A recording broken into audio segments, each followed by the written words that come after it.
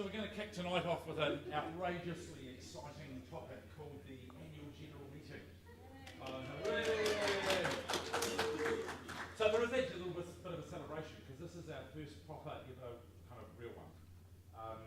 We incorporated a little bit, what was it, just over a year ago. So our first one was sort of the inaugural Agile Auckland becomes an incorporated society. This is the first one that we've ever done public, open, and in the regular cycle that we should be having every year. So bear with us. We've been, the committee has been feverishly reading the Constitution and trying to be very diligent and make sure we're getting everything right. So we'll briefly step you through the report. We'll try and make this really lightweight and easy because AGMs can be really horrendously boring. And then we can get on and Ian can tell us all about the cool stuff he's been doing. So the key purpose for tonight, Agile Auckland is legally an incorporated society.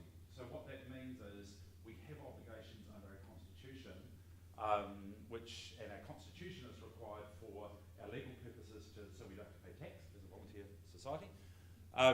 So as part of that constitution, we have to open up to all our official members, which we now have 2,501 of, and let people understand what on earth is going on and what we've been doing for the last year and what the state of the financials are, etc. So we're going to try and briefly step you through that tonight. So the current committee, I've served as president for the last year odd. Lynn, can you stand up? We're all going to give you a big yay. Lynn has been the treasurer, so she kind of looks after the money side of things and makes sure that if any of us go out and spend our personal money, that it's paid back and that we're doing the right things with our books and so on and so forth. Bhargavi has been the secretary. Bhargavi, can you stand up? So Bhargavi kind of organises everyone. She's just been such a breath of fresh air. She's super efficient at that. Is Ivan tonight? No. So Ivan has been a long-standing member of the committee. He's been managing membership. So he's the one that does the different coloured stones at the back of the room and the things that we're doing, experiments to figure out what is it that you guys want. And Chris Schnu. So Chris is pretty fresh in the role. So he's picked up sponsorship, which is quite an important role. That's where all our money comes from, and it's about not just getting the sponsorship, but also looking after our sponsors to make sure they get value for their spend. So that's been our executive committee. Our big highlights, so we became an incorporated society in December 2014. We had to appoint those core roles that they call it in the Constitution. And we added in some additional roles, with these sort of portfolio roles, we call them, of membership, sponsorship, marketing and comms, we kind of fudged a little bit last year, and events. We got some really good sponsors last year, and IBM aren't in there anymore, unfortunately. We had them last year, but their sponsorships ended. And what that's meant is we're actually in a pretty awesome financial position as an incorporated society, which means we can afford to bring in international speakers or to be able to do things that add value to the community. We tidied up our membership services. So the LinkedIn group, we got really, really fanatical about moderation because about a year and a half ago, the LinkedIn group had so much spam and junk in it that no one was ever using it. It was full of sort of weight loss stuff and people just dropping everything. So we take turns and we keep across that community now and try and keep it nice and clean and tidy and relevant. We're now just over. It's actually, I haven't updated this, we're officially 2,501 members, which makes us an absolutely mammoth meetup group. We've got the attention of a lot of people, like over in Agile Australia, when I was there last time, not the one that's on at the moment, but last year, they were gobsmacked, and a lot of big organisations were looking, going, that's a very, very attractive member base, 2,500 people interested in Agile. And we had 25 successful events last year, and this is what they looked like. We actually absolutely hammered it last year. All those ones in red are international speakers that we brought through. And if you think around some of these, so this was John from MYOB, we had Lisa Adkins and Michael Spade. This was Siraj from Temenos, Ian, who's back again this time. We had Jimmy from Spotify, Dave Snowden, Goiko Adzik. So it's a pretty impressive lineup when you think about it for a community group. And then we had all these other ones in black that were locally run ones and sort of local speakers. Here's our financial position. Do you want to say anything about this about Lynn, or do you want me to do it, or? No, I don't. So we're in a pretty good financial position.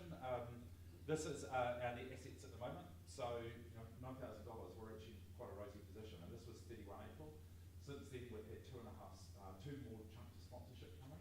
So we have a reasonable chunk of money in the bank, and we're trying to figure out in our new committee, which I'll introduce shortly, what are the best things that we can do to serve the community in the next 12 months with that money. So overall, we're in you can see the year before we had nothing. That's why we used to stand at the door shaking a jar going, "Give us money." This time the sponsorship has been really significant. This was the money from the old entity called the Agile Professionals Network, and this is how we spent that money. We hired some rooms. We had expenses like catering, and whenever we do catering, we have to have, if we have alcohol, we have to have food, all that sort of stuff, which we get, frankly, at a total bargain, thanks to Jim and AUT. So we're in a pretty solid financial position. One thing I might add is you may ask why, when we're in such a solid financial position, we charge people for the big dive stuff, because we normally put on $5 charge for that. The reason is because they're quite small events, with maybe 50 people, and we found that through Meetup we were starting to get a huge dropout through that, and so we put in a $5 charge to encourage people to invest some money in it, and then commit to coming, and that's actually been a really good experiment for us to run. So I don't think it's insignificant. It's a significant amount of money. It's a reasonable amount of money to say to come to an event, and it then actually means we're getting 100% turning up. So it's been a bit of a challenge for us to do that, but it's actually an experiment that's worked. Cool. Any questions around finances? No? So we went out for nominations. I sent an email right out to every single person on the Meetup group to ask for volunteers. And what we ended up doing is we met up at Lynn's work, and we had a bit of a sort of self-selection process where we said who wants to do what. And in a very civilised and rather friendly kind of way, we all just slotted ourselves into roles that we said that, yeah, we're all happy to do. There was no contest. There was no one contesting any roles at all. No Donald Trump? No Donald Trump. We were absolutely nothing. So it all just kind of fell into place. It was quite an interesting night, actually. So what we ended up with is I volunteered to stay on as president. Bargaby's volunteered to stay on as secretary. Kieran's offered to step up and pick up what Lynn's been doing. So to give a little bit of context, Lynn has done a fantastic job, but one of her big passions is sailing. And we've often had committee meetings on the same night Lynn's been doing sailing, so it's time for her to get it back into her key hobby. Chris has offered to continue in sponsorship, so he's going to be taking that forward. Dan, can I do a quick intro with you? Dan's going to be picking up the marketing role, so that means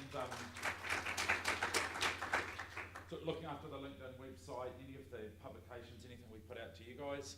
Lavanya, can I get you to stand up? Thank you. So Lavanya's doing events. And is Casper here? No, we don't have Casper here tonight. He's going to be picking up the membership stuff from Ivan. Bargaby, do we need to say anything else? Yeah, just wanted to add that we have got a couple of other helpers who are going to be the overall helpers apart from the people who are named over there. Yeah. And it's really helpful to have more people supporting us with the committee stuff as well. Thank you.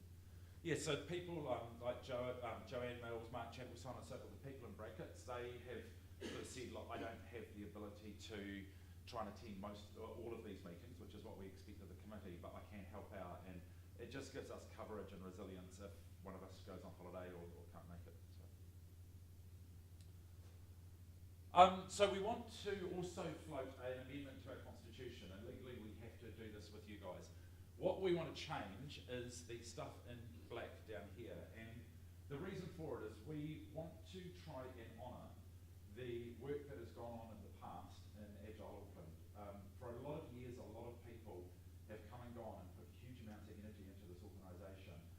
and we identified a risk that if someone new came in, given the president role is actually quite influential, if someone completely new came in that didn't understand the organisation, they could quite easily just kind of take it off in a quite different direction from where we've gone in the past. So we propose that anyone who's going to nominate themselves for the president role needs to have served on the committee for a year beforehand, so that we kind of get this continuity thing going in the president role. So is everyone okay with that? Are there any sort of people concerned, or are there any objections to us putting that constitution change? No? Okay, cool, we'll take that as a yay. I think that's pretty much us for our AGM. Officially, we have to have a vote, but all I'll ask of you, instead of doing a vote, can I just say, are there any objections to these key roles for the next 12 months? Has anyone got any problems? Great, we'll take that as a vote. Finance report as well, I think. Oh, in the front, thank you, Lynn. And is everyone happy with the finance report? Any objections? Okay, grand. There's our AGM over. Thank you very much.